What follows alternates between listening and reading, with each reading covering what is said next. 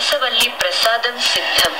శ్రీకాకుళంలోని శ్రీ సూర్యనారాయణ స్వామివారి దేవస్థానం ఆధ్వర్యంలో విజయవాడ వరద బాధితులకు స్వామివారి పులిహోర 10,000 ప్యాకెట్లు, 10,000 వాటర్ బాటిళ్లు సిద్ధం చేశారు.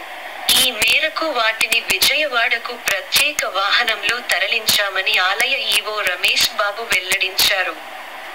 ఇలా శ్రీకాకుళం జిల్లా ప్రజల ఆరాధ్య దైవమైన స్వామివారి వరద బాధితుల ఆకలి తీర్చుతుండటంపై అందరూ హర్షం వ్యక్తం చేస్తున్నారు.